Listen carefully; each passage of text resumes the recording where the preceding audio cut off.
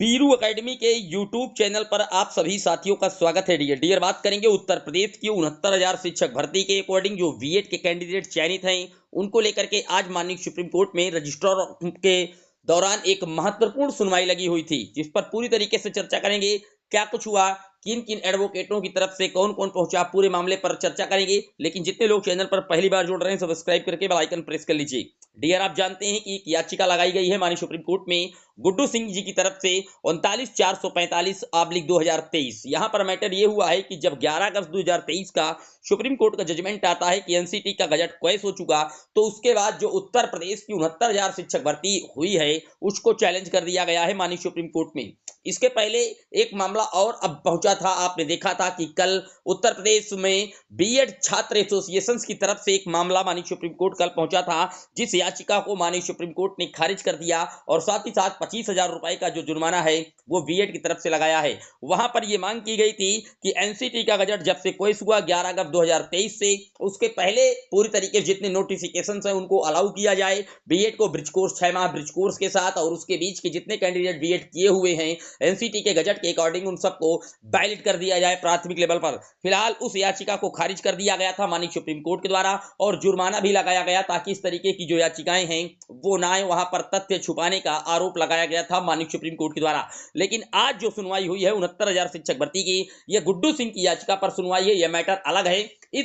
इस पूरे केस का मतलब यह है, गुड्डू सिंह जी की तरफ से जो एडवोकेट हैं उनकी राय यह है कि जो उत्तर प्रदेश में 69,000 शिक्षक भर्ती हुई है वो भी उसी गजट के अकॉर्डिंग हुई है जिस गजट को ऑलरेडी सुप्रीम कोर्ट के द्वारा खारिज कर दिया गया। तो यहां पर अब इन बीएड चयनितों को बाहर किया जाए और कट ऑफ जो 60-65 अप की गई थी उसको डाउन करके 40-45 करके शिक्षा मित्रों को 24 अंक का भारांक देते हुए उनको सेलेक्ट कर लिया जाए। ये पूरा मैटर है। लेकिन पिछली बार जब सुनवाई हुई थी माननीय सर्वोच्च न्यायालय में, तो वहां पर बीएड की तरफ से भी अपनी जो दलीलें हैं वो दी गई थी कि बीएड चूंकि ये भर्ती प्रक्रिया 69,000 की राम शरण मौर्य वाले केस का हवाला देकर के हुई है। जस्टिस यूयू ललित जी के बेंच तक ये मामला पहुंचा था। ऑलरेडी सुप्रीम कोर्ट में इलाहाबाद हाई कोर्ट से होता हुआ सुप्रीम कोर्ट पहुंचा था और उनके आदेश के आलोक के क्रम में 69,000 शिक्षक भर्ती हुई है। ये वहां पर बीएड के एडवोकेट ने भी रखी थी। लेकिन डीएलएड की तरफ से कपिल सिब्बल, शिक्षा मित्र की तरफ से कपिल सिब्बल ने काफी अच्छी पैरवी की थी और अंततः सभी जितने पक्ष हैं, चाहे एनसीटी हो, राज्य सरकार हो उत्तर प्रदेश की, एमएचआरडी केंद्र सरकार हो,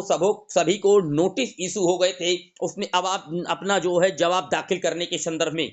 उसी को लेकर के आज 23 जनवरी 2024 को सुप्रीम कोर्ट में रजिस्ट्रार के पास इसकी सुनवाई लगी हुई थी। वहां पर जब सुनवाई प्रारंभ हुई तो वहां पर आपने देखा कि जो पक्ष थे उत्तर प्रदेश की जो राज्य सरकार है इनकी तरफ से कोई एडवोकेट नहीं पहुंचा, ना कि केंद्र सरकार की तरफ से भी कोई अपना पक्ष रखने के लिए, जवाब दाखिल करने के लिए कोई अपना जो एडवोकेट है वो नहीं पहुंचा। लेकिन एनसीटीई की तरफ से वहां पर उपस्थित हुए और उन्होंने समय मांगा कि 4 सप्ताह का हमें और समय दिया जाए, हम अपना जवाब जो है वो दाखिल करेंगे। और आखिरकार एनसीटी का जो समय मांगने का तरीका था, जो उन्होंने बातें रखी, उसको ग्रांट किया गया, अलाउ कर दिया गया। यानी कि 4 सप्ताह का उन्हें समय दिया गया और इस केस की जो अगली डेट है वो अब 4 सप्ताह के बाद लगाई जाएगी। लेकिन इस पूरी भर्ती प्रक्रिया में उत्तर प्रदेश राज्य सरकार की तरफ से कोई एडवोकेट नहीं पहुंचा, ना केंद्र सरकार की तरफ से, क्योंकि इन दोनों को भी अपना जो जवाब है वो दाखिल करना होगा और फिर पूरे मैटर को लिस्ट किया जाएगा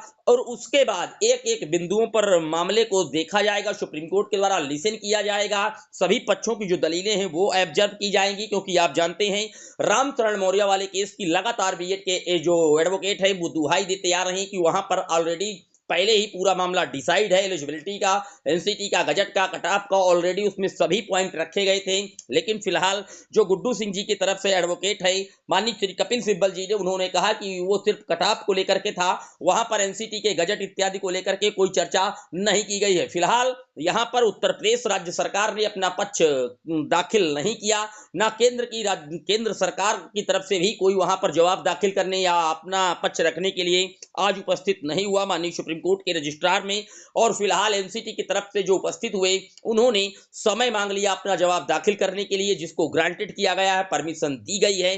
तो निश्चित तौर पर अब 69,000 शिक्षक भर्ती में अभी और टाइम लगेगा। जैसे ही इस केस को लिस्ट किया जाएगा 4 सप्ताह के बाद, वैसे ही माननीय सुप्रीम कोर्ट में इसकी पुनः सुनवाई होगी। लेकिन देखने वाली बात यह होगी कि आखिरकार उत्तर प्रदेश की सरकार और साथ ही साथ केंद्र सरकार अपना जो जवाब दाखिल है वो कब तक करती है।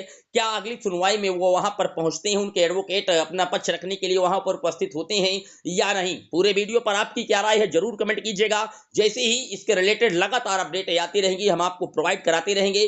फिलहाल आज की सुनवाई का जो सार है वो मैंने आपके सामने रखा कि उत्तर प्रदेश राज्य सरकार की तरफ से कोई एडवोकेट नहीं उपस्थित हुआ, ना केंद्र सरकार की तरफ से कोई एडवोकेट उपस्थित हुए। हाँ, एनसीटी की तरफ से पहुंचे थे जिन्होंने टाइम ऑफ पीरियड मांगा, थोड़ा समय मांगा कि हमको थोड़ा समय दीजिए, हम अपना जो जवाब है वो दाखिल करेंगे, और उनको परमिट किया गया, परमिशन दी गई, अलाउ किया गया। और 4 सप्ताह के बाद सुप्रीम कोर्ट के द्वारा इस पूरे मामले को फिर से लिस्ट किया जाएगा और सुनवाई फिर मानी सुप्रीम कोर्ट में होगी। आप जानते हैं कि उत्तर प्रदेश में 69,000 में जो बीएड के कैंडिडेट चयनित हैं उनको बाहर करवाने के लिए गुड्डू सिंह की तरफ से एक याचिका लगाई गई है, जो कि ऑलरेडी शिक्षा मित्र हैं। वो चाहते हैं कि इनको बाहर किया जाए, कट ऑफ कम करके शिक्षा मित्रों को भारांक देते हुए पूरी भर्ती को कंप्लीट किया जाए। उम्मीद करता हूं डाउट क्लियर हुआ होगा। पहली बार आए सब्सक्राइब कर लीजिएगा। जय हिंद, वंदे मातरम।